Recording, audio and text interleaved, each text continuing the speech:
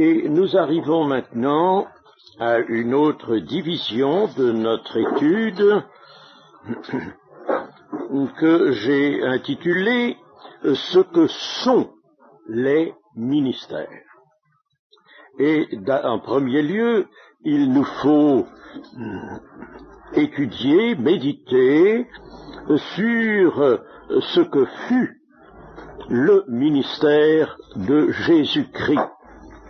Parce que Jésus-Christ est en toute chose notre exemple. Ce que vous savez, nous dit l'épître aux Éphésiens, je relis au chapitre 5, les versets 1 et 2, « Devenez donc les imitateurs de Dieu comme des enfants bien-aimés et marchez dans l'amour à l'exemple de Christ qui nous a aimés et qui s'est livré lui-même à Dieu pour nous, comme une offrande et un sacrifice de bonne odeur. » Donc, devenez les imitateurs de Dieu et marchez dans l'amour à l'exemple de Christ. Il est évident que c'est là un principe fondamental pour toute l'Église et qui doit trouver son application a fortiori dans l'exercice des ministères. Comment la vie chrétienne pourrait-elle être guidée par ce principe et l'exercice du ministère ne le serait pas? C'est quelque chose que l'on ne pourrait pas admettre. Donc, a fortiori, l'exercice du ministère doit être conduit par ce principe imitation. Soyez les imitateurs de Dieu et marchez dans l'amour à l'exemple de Christ. Voyons alors selon quelle résolution le Seigneur a accompli son ministère, car en effet, il nous les a fait connaître, ces résolutions. Il ne nous a pas cachées, il a bien mis en lumière très exactement et très simplement ce qu'étaient ces résolutions. Il était là dans son humanité, voyons-le dans son humanité. C'est dans son humanité que se prépare la rédemption. L'humanité de Jésus est le creuset dans lequel va s'élaborer par la souffrance, la victoire, l'obéissance et l'expiation. C'est dans cette humanité que va s'élaborer la rédemption, c'est-à-dire le rachat de l'humanité. Alors, voyons-le dans les résolutions qu'il a prises et qu'il ne nous a pas cachées. En tant surtout en tant qu'apôtre, il nous est demandé dans les Hébreux de considérer l'apôtre. Il est apôtre, le Seigneur, l'apôtre, que prophète, qu'évangéliste, que pasteur et que docteur. Apôtre, dans l'épître aux Hébreux, au chapitre 3 et au verset 1er, nous lisons « C'est pourquoi, frères saints qui avaient part à la vocation céleste, considérez l'apôtre et le souverain sacrificateur de la foi que nous professons, Jésus qui a été fidèle à celui qui l'a établi, comme le fut Moïse dans toute sa maison. » Là, ensuite, une supériorité sur Moïse lui est donnée parce que la maison, c'est la sienne. Mais nous considérons donc l'apôtre, selon l'étymologie du terme, l'envoyé. Apôtre signifie envoyé. Le Seigneur Jésus a mis un accent particulier sur cela, sur le fait qu'il a été envoyé de Dieu. Il a attaché à ce fait une importance de premier ordre. Son expression habituelle dans beaucoup de ses paroles était « celui qui m'a envoyé ». Par exemple, dans Jean 4 et verset 34, dans son entretien avec la Samaritaine, ma nourriture, et puis ses apôtres ensuite, ma nourriture est de faire la volonté de celui qui m'a envoyé et d'accomplir son œuvre. Ma nourriture est de faire la volonté de celui qui m'a envoyé. Dans Jean 5, 7 et puis d'autres passages, le Père qui m'a envoyé, toujours cet accent mis sur le fait que Jésus est l'envoyé du Père. Et alors, lorsque nous arrivons à, pour ainsi dire, la fin du ministère terrestre de Jésus, alors là, nous découvrons quelque chose qui nous explique pourquoi le Seigneur Jésus a tant insisté sur le fait qu'il était envoyé du Père. Dans Jean, chapitre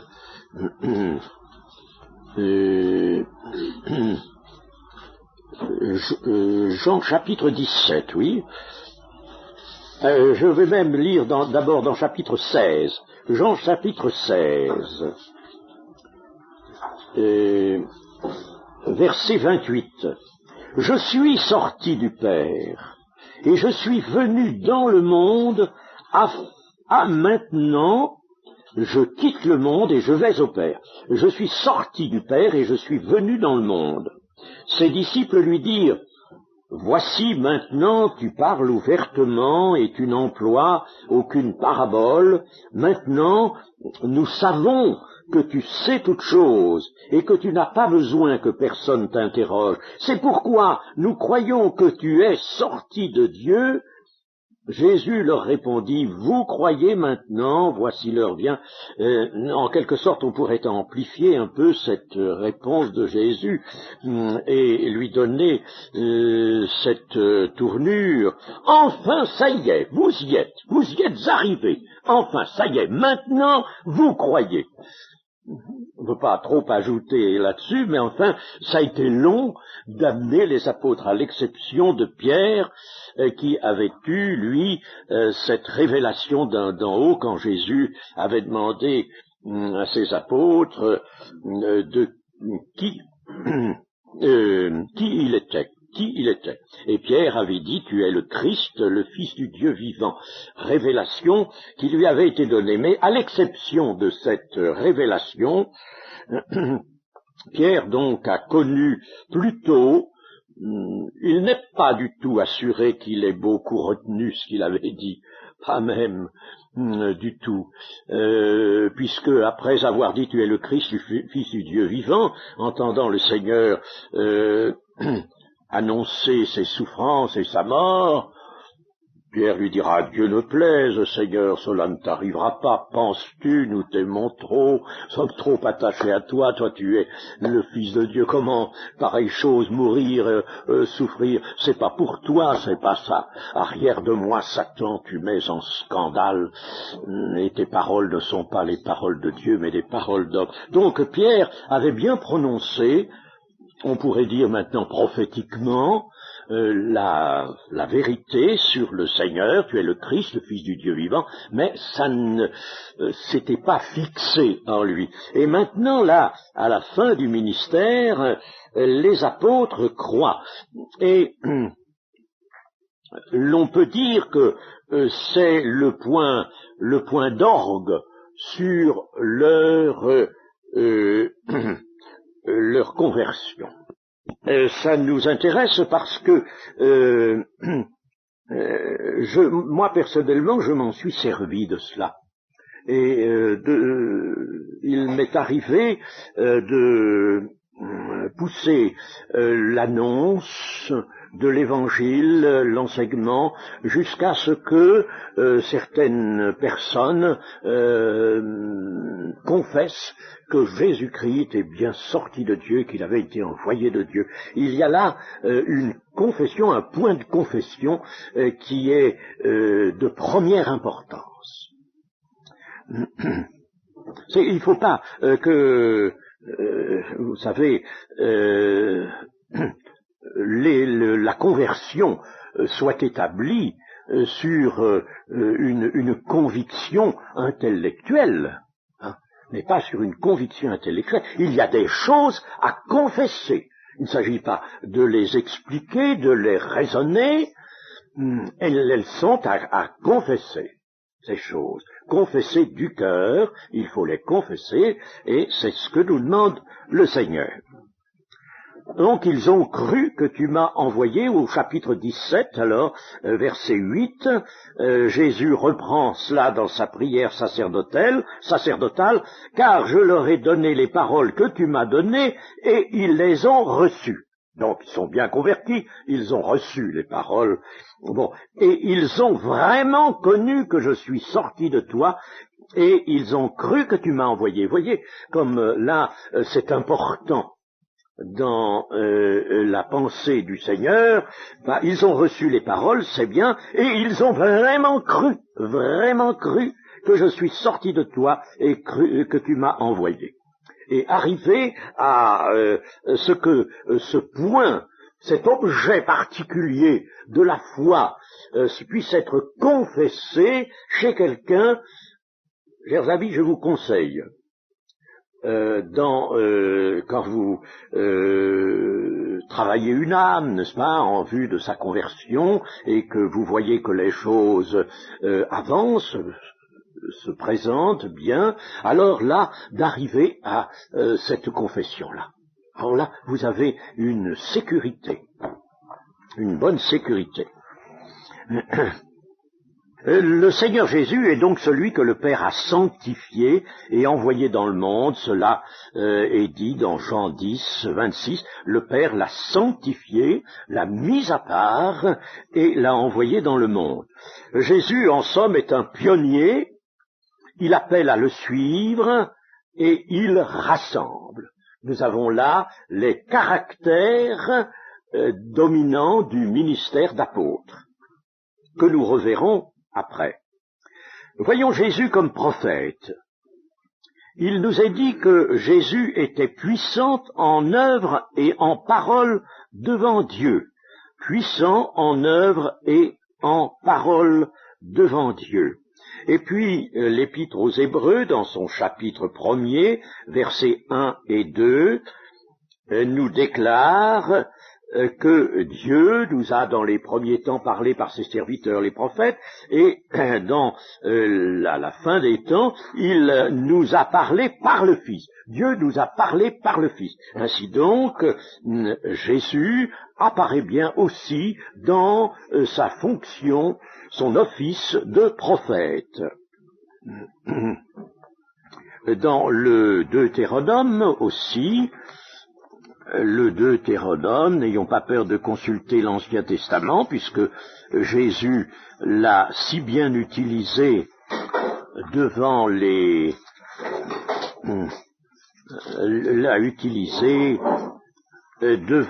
deux disciples d'Emmaüs. Ici, Deutéronome 18, 18,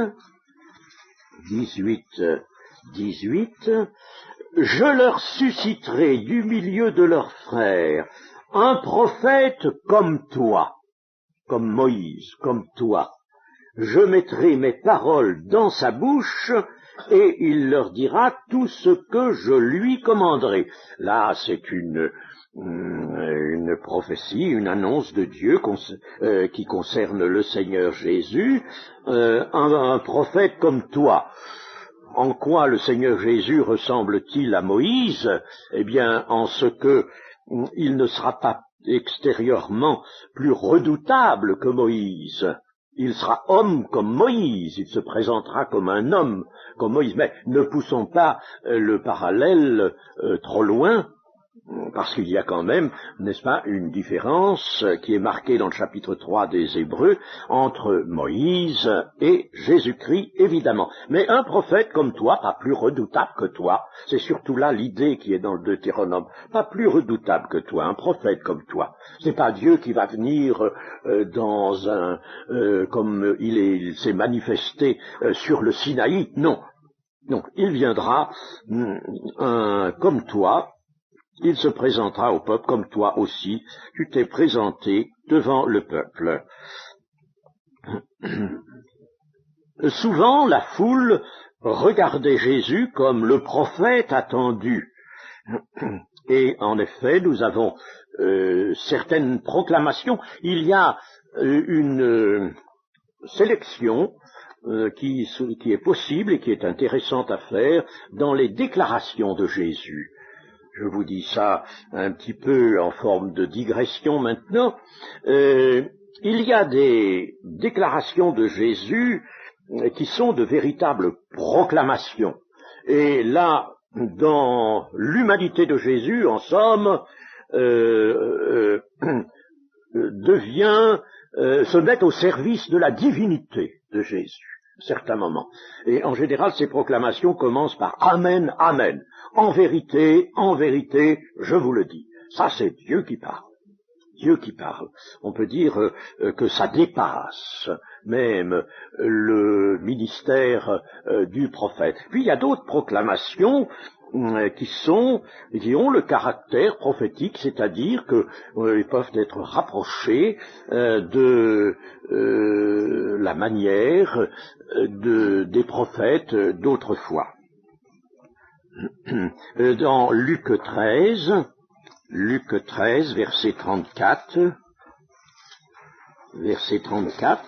nous entendons Jésus ici, qui est devant Jérusalem, dire « Jérusalem, Jérusalem, qui tue les prophètes et qui lapide ceux qui te sont envoyés. Combien de fois ai-je voulu rassembler tes enfants comme une poule rassemble sa couvée sous ses ailes. Et vous ne l'avez pas voulu. Voici votre maison vous sera laissée, mais je vous le dis, vous ne me verrez plus jusqu'à ce que vous disiez « Béni soit celui qui vient au nom du Seigneur ». Là, nous avons une prophétie du Seigneur. Nous voyons également Jésus-Christ dans sa fonction de pasteur. En effet, Jean nous dit que Jean 10, le chapitre 10 de Jean, là, nous avons des déclarations du Seigneur même qui se présentent comme le bon berger donnant sa vie pour les brebis. Le bon berger, c'est-à-dire le pasteur des brebis. Le souverain, Jésus est appelé dans Pierre, 1 Pierre 5, 4, le souverain berger. Le terme de pasteur, c'est une traduction de berger. Dans Matthieu 14, 14, il est noté que Jésus est ému de compassion pour la foule qui le suit. Voilà un des caractères de la charge de pasteur. Il est ému de compassion pour la foule qui le suit. Voyons maintenant le Seigneur dans les caractères du ministère de docteur. Dans plusieurs mentions, nous avons cette information que Jésus enseignait. Jésus enseignait et même comme ayant autorité. Marc 1, 22, par exemple, Jésus enseignait comme ayant autorité. À Jérusalem, il enseignait dans le temple. Marc 12, 35. Donc, Jésus aussi a largement enseigné. Avant même le sermon sur la montagne qui occupe les chapitres 5, 6 et 7 de Matthieu et qui est la véritable charte de l'Église. On l'a appelé ainsi, mais ça n'est pas inexact, loin de là, une véritable charte. Eh bien, avant, là, il avait enseigné beaucoup de choses. Il avait enseigné. Jésus a largement enseigné. Maintenant, nous allons considérer le ministère de Jésus, non pas seulement sous la spécificité de prophète, d'apôtre, de pasteur ou de docteur, mais nous allons le considérer comme nous apportant maintenant toujours un exemple, ce que nous avons dit au commencement, marcher à l'exemple de Dieu et à l'exemple de Christ. Alors, nous nous posons cette question, mais comment Jésus a-t-il marché? Comment s'est-il comporté? Comment a-t-il avancé dans le temps qui lui était prescrit pour exercer son ministère? Comment, dans les jours, dans les semaines, dans les mois qui ont été inclus dans son temps de ministère, comment a-t-il exercé son ministère, selon quel principe, selon quelle résolution, j'ai employé le mot, quelle résolution personnelle il s'était donné? Eh bien, nous voyons apparaître trois principes, trois grandes résolutions, si vous voulez, que nous allons voir l'une après l'autre, pour l'exercice donc du ministère de Jésus. Et bien entendu, ces principes ne sont pas à laisser dans une particularité accordée au Seigneur Jésus. Ces principes, pour que nous marchions nous-mêmes à l'exemple de Christ, ces principes, nous devons les considérer pour nous. Alors, je parle de ministère, mais je parle aussi de l'exercice des dons.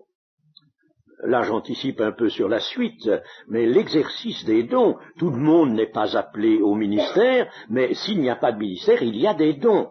Il y a en tout cas la fonction, j'emploie ce terme, j'emprunte ce terme à Romains 12, il y a la fonction qui doit être générale à tous les membres de l'Église, la fonction de témoin.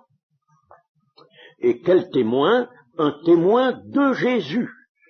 Je pense qu'il serait bon qu'on s'habitue à retenir cette expression qui est dans l'Apocalypse, témoin de Jésus.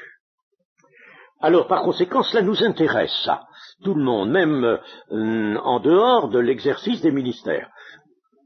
L'exercice des ministères devrait se faire selon ces mêmes principes, ces mêmes trois principes que nous allons voir, mais de toute manière, chacun de nous, comme membre de l'Église, doit aussi les adopter pour sa propre action. Vous savez que nous n'avons pas la possibilité d'être neutres.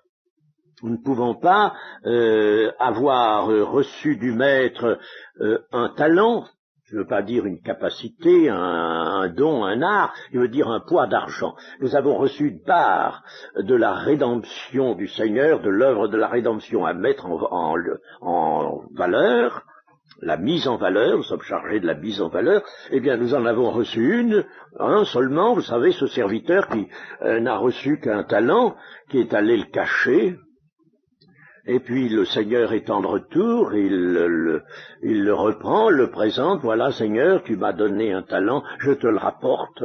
Moi je l'ai pas dilapidé, je l'ai pas perdu, il est intact, seulement voilà, il n'a pas produit pour telle et telle raison. Bon, eh bien là, ce serviteur est appelé serviteur méchant et paresseux, et toutes les paroles qui sont dites à son sujet ne sont pas du tout rassurantes.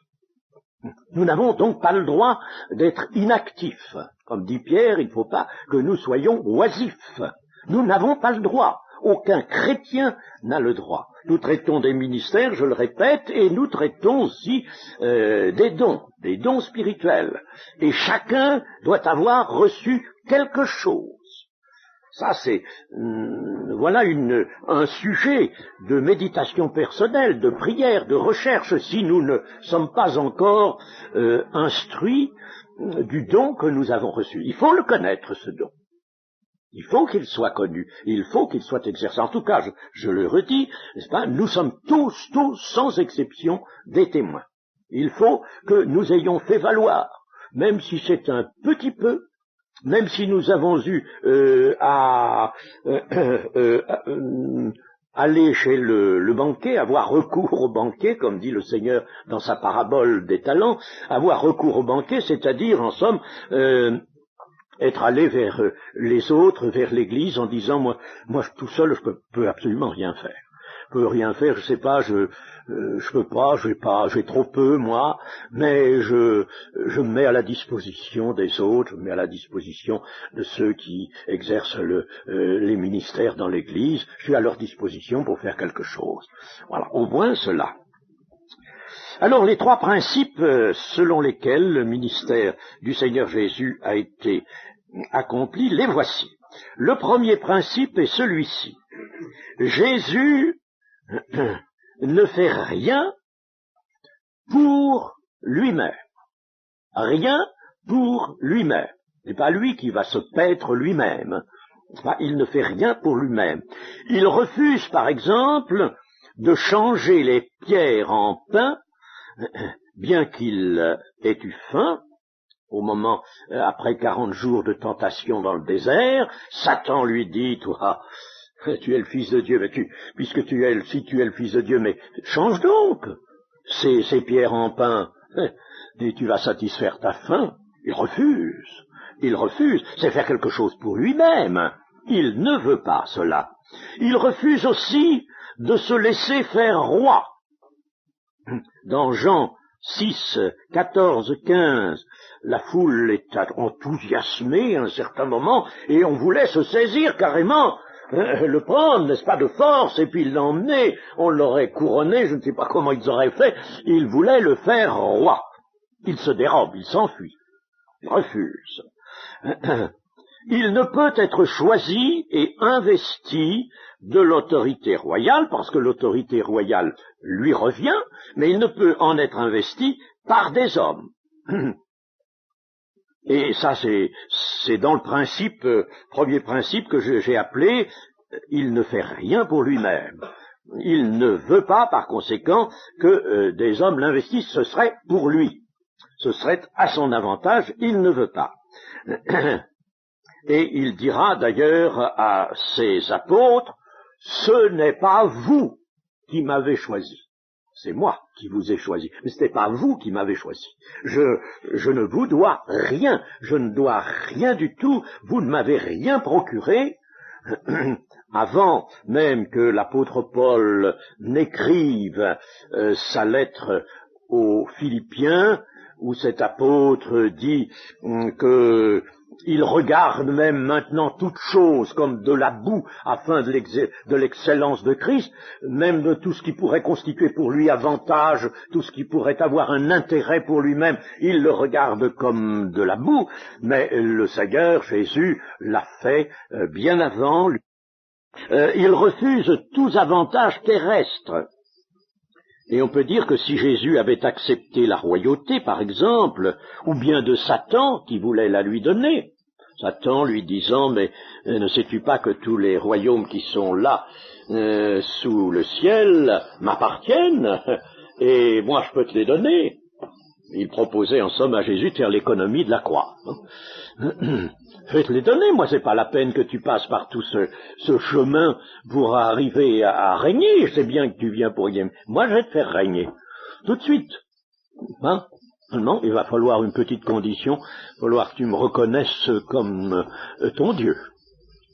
Eh bien, Jésus donc refuse tout cela.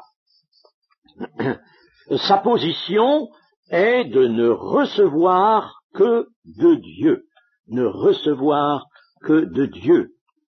en refusant la royauté que la foule voulait lui donner, eh bien, Jésus a sauvegardé la royauté éternelle. Il aurait tout perdu s'il avait accepté quelque chose. Ainsi donc, Jésus ne fait rien pour lui-même. Tout comme l'apôtre Paul le déclare pour lui dans les Philippiens. Deuxième principe du ministère de Jésus, il ne veut rien faire par lui-même. Tout à l'heure c'était pour lui-même, maintenant c'est par lui-même. C'est-à-dire, il veut être exclusivement l'exécuteur des œuvres du Père. Alors cela, nous allons le considérer dans quelques citations prises dans Jean, l'évangile de Jean, au chapitre 6 et au verset 38, d'abord. « Car je suis descendu du ciel pour faire, non ma volonté, mais la volonté de celui qui m'a envoyé. » Dans le chapitre 7 et au verset 16 et 16 à 18, « Ma doctrine n'est pas de moi, mais de celui qui m'a envoyé. Si quelqu'un veut faire sa volonté, il connaîtra si ma doctrine est de Dieu, ou si je parle de mon chef. Celui qui parle de son chef cherche sa propre gloire, mais celui qui cherche la gloire de celui qui l'a envoyé, celui-là est vrai, et il n'y a point d'injustice en lui. » Vous savez que ça, c'est quelque chose que nous pouvons nous appliquer, et qu'il faut nous appliquer. Quelle gloire cherchons-nous? Quelle est la gloire que nous cherchons? Cherchons-nous une gloire? Oui, mais celle de Dieu, exclusivement. Et pour être dans cette exclusivité de la recherche de Dieu, il faut savoir à certains moments énergiquement écarter de soi certaines choses, certaines propositions. Il faut y veiller. Ça ne se fait pas toujours tout seul, cela. Il y a en nous toujours cette nature humaine qui est prête, elle, à prendre, à saisir tout ce qui se présente. Il ne veut rien faire par lui-même. Au chapitre 9, versets 3 et 4, ce n'est pas que lui ou ses parents aient péché, mais c'est afin que les œuvres de Dieu soient manifestées en lui. Il faut que je fasse tant qu'il est jour les œuvres de celui qui m'a envoyé, la nuit vient où personne ne peut travailler. Et puis, dans Jean 17, verset 4, « Je t'ai glorifié sur la terre, j'ai achevé l'œuvre que tu m'as donné à faire. » Donc c'était le deuxième principe, il ne veut rien faire par lui-même. Et le troisième principe est celui-ci, il ne veut rien faire de lui-même. La première fois c'était pour lui-même, la seconde fois par lui-même, et maintenant de lui-même. Il y a une nuance que nous allons voir apparaître. C'est-à-dire, il ne veut rien faire en utilisant ses propres moyens humains, en suivant ses propres initiatives. Il ne veut pas, il se refuse à ça. Prenons Jean toujours, où nous avons justement toutes les résolutions du Seigneur, Jean 5, versets 19 et 20.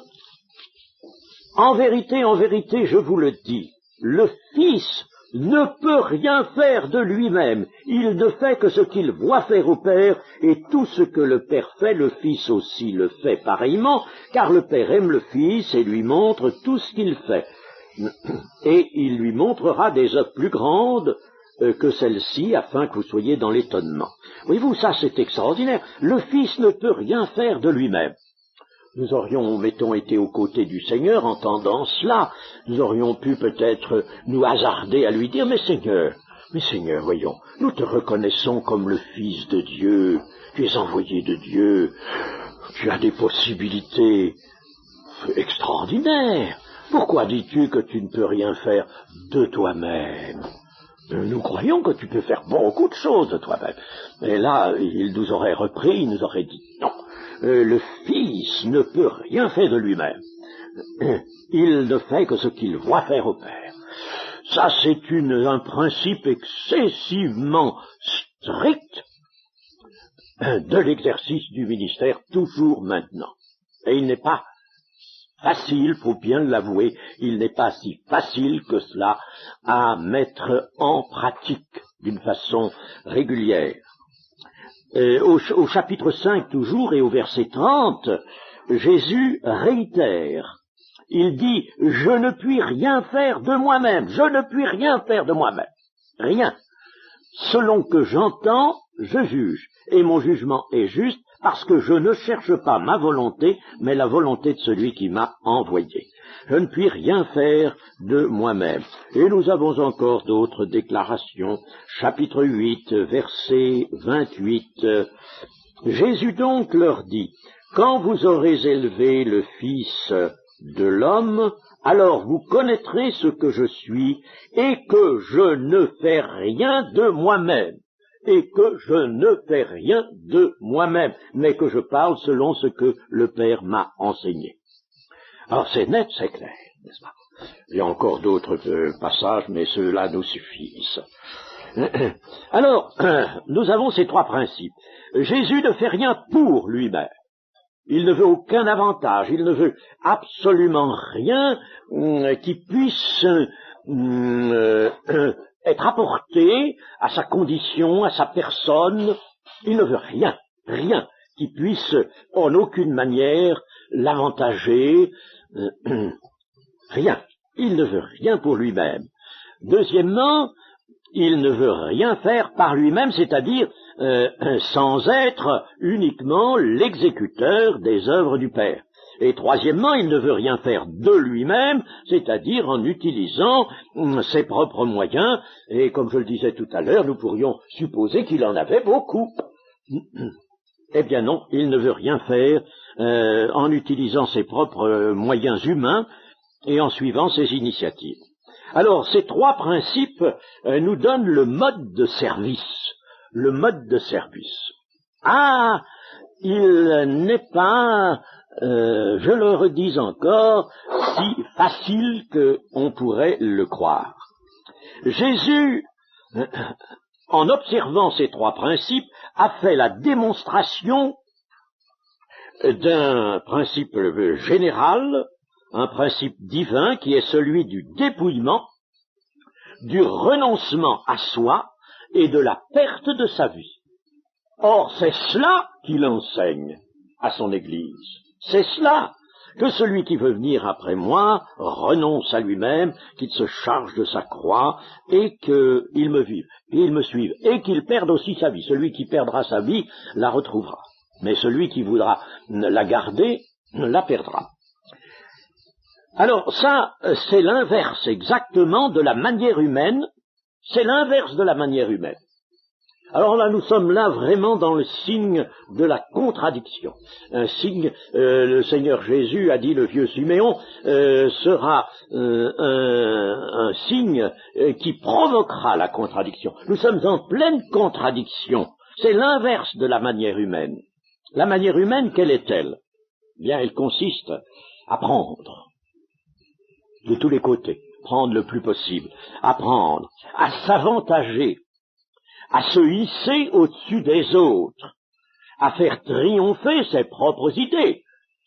La nature humaine n'est pas contente quand on lui dit « mais non, ton idée, la voilà, c'est bien, mais il y a une idée qui nous paraît meilleure, qui nous paraît supérieure, on la met au-dessus de laquelle. » Ça, c'est difficile à accepter par la nature humaine. Donc triompher ses propres idées, se faire valoir, en s'appuyant, bien sûr, sur la chair. Voilà ce que fait la nature humaine, la manière humaine, et tout cela, Jésus l'a radicalement écarté. Ainsi, Jésus, je le redis aussi, s'est mis en opposition avec les conceptions humaines et avec les puissances du mal. Il s'est mis en opposition avec elles. Il fut vraiment ce signe qui provoque la contradiction. Le monde, lui, contredit la manière de Christ, contredit l'Évangile, mais l'Évangile vient tout premier contredire la manière et la pensée du monde. Sa vie, son œuvre, sa parole apportent un principe radicalement opposé aux tendances de la chair. Or, quand on exercera un ministère ou que l'on mettra en service le don que l'on a reçu, eh bien, il faudra penser à cela, attention aux tendances de la chair.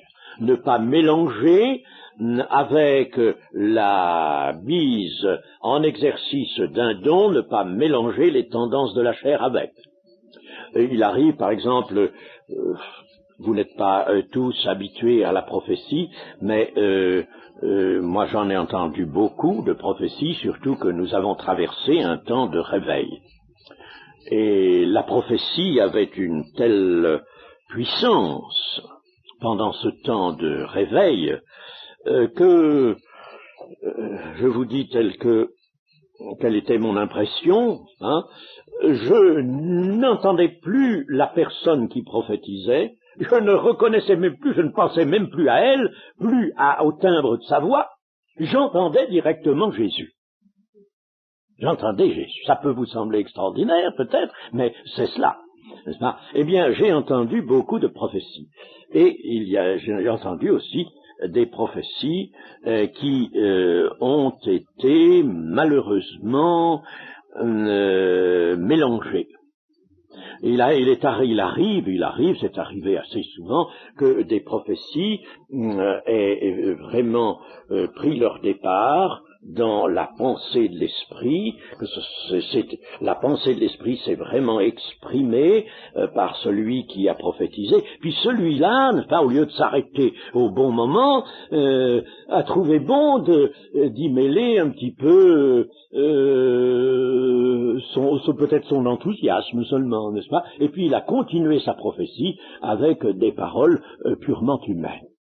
Et puis il a continué sa prophétie avec des paroles purement humaines. Un peu comme c'est arrivé à Pierre, des paroles humaines. Tes paroles ne sont pas les paroles de Dieu, mais celles de l'homme. Alors ça c'est donc un risque, et si je le dis pour la prophétie, on peut le dire pour l'usage de tout don, et même pour la mise en œuvre de la fonction de témoin. Attention d'être vraiment dirigé par l'esprit. Oh, c'est merveilleux quand on est dirigé par l'esprit et qu'on est en présence de quelqu'un que l'on rencontre pas par hasard parce que Dieu l'a mis en face de vous. Bon, alors on lui parle avec l'esprit. On laisse l'esprit vous guider. Les paroles sont sobres. On laisse l'esprit vous guider. Mais la tendance qui peut se présenter est celle d'y ajouter notre propre parole à nous, notre propre écho, n'est-ce pas? Et alors de prolonger cela. Et le bien qu'on a fait avec la parole que guidait le Saint-Esprit, on le défait, on risque de le défaire avec la parole humaine qu'on va mettre au bout. Il faut savoir s'arrêter, il faut savoir se laisser uniquement guider par l'Esprit de Dieu. Ah oui, ça, pouvoir vraiment annoncer l'Évangile sous la direction, la conduite du Saint-Esprit. Nous ne sommes pas là pour faire œuvre de savants, nous ne sommes pas des répétiteurs en tant que témoins, nous ne sommes pas des répétiteurs, nous ne sommes pas des avocats. Le Seigneur Dieu n'a pas besoin d'avocats, puis s'il en avait besoin, il en trouverait sans doute d'autres que nous, et ce serait peut-être meilleur. Il n'a pas besoin d'avocats, il n'a pas besoin de gens qui répètent. Il ne s'agit pas de répéter des versets bibliques, ou de répéter des choses dont nous avons, nous, la conviction. Et il s'agit d'apporter une parole qui soit celle du moment et que le Saint-Esprit va nous montrer. Peut-être va-t-il nous la montrer dans les Écritures, peut-être va-t-il nous la suggérer directement dans notre cœur. Laissons-le faire, croyons. Nous avons prié avant, n'est-ce pas? Il faut avoir prié avant, et croyons que nous allons pouvoir témoigner ainsi, et c'est alors que le témoignage revêtira une force, une dynamique extraordinaire. Les œuvres que Dieu prépare d'avance pour que nous les accomplissions, vous savez que c'est ça que dit Éphésiens 2:10, nous avons été créés en Jésus-Christ pour de bonnes œuvres que Dieu a préparées d'avance pour que nous les accomplissions, littéralement dans le grec, pour que nous marchions au milieu d'eux. Comme ces œuvres sont comme les petites comme le slalom, vous savez, on met des piquets là avec des petits drapeaux et il faut marcher dedans. Eh bien, c'est cette idée-là que nous trouvons dans notre texte. Les œuvres sont préparées d'avance pour que nous les accomplissions. Ce sont des œuvres de Dieu que nous allons faire. Alors, pour cela, il faut que nous soyons bien conscients que nous avons à travailler sur les mêmes principes que notre Seigneur Jésus-Christ. Jésus a fait le don de sa volonté au Père. Non pas ma volonté, mais ta volonté. Je ne suis pas venu pour faire ma volonté, mais la volonté de celui qui m'a envoyé. Donc, la volonté, Jésus a une volonté dans son humanité. Son humanité n'est pas inférieure, elle est dotée de tout ce qui convient à l'humanité. Eh bien, elle dispose d'une volonté. Mais Jésus a fait le don de sa volonté au Père, il en a fait, on peut employer plutôt ce terme, il en a fait le sacrifice pour lui-même. Qu'a-t-il dit en effet dans Hébreux 10, 6, 7, je viens, Seigneur, pour faire ta volonté, ô Dieu, je viens, ô Dieu, pour faire ta volonté. Il a fait aussi un second sacrifice. Il a fait le sacrifice de son obéissance à Dieu, ou si vous voulez, lui a voulu vouer son entière obéissance. Nous avons cela dans l'Épître aux Hébreux, toujours Hébreux chapitre 5 et verset 7, c'est un passage important, c'est lui qui, dans les jours de sa chair, ayant présenté avec de grands cris et avec larmes des prières et des supplications à celui qui pouvait le sauver de la mort, et ayant été exaucé à cause de sa piété, a appris, bien qu'il fût fils, l'obéissance par les choses qu'il a souffertes, et qui, après avoir été élevé à la perfection, est devenu pour tous ceux qui lui obéissent l'auteur d'un salut éternel, Dieu l'ayant déclaré souverain sacrificateur selon l'ordre de Melchisédek. Ainsi, le Fils de Dieu est venu apprendre quelque chose dans l'humanité, apprendre quelque chose de nous, de notre humanité. Ça, c'est paradoxal. Hein. A priori, c'est paradoxal. Comment? Il est venu apprendre l'obéissance, bien qu'il fût fils de Dieu, il est venu apprendre l'obéissance dans une humanité telle que la nôtre.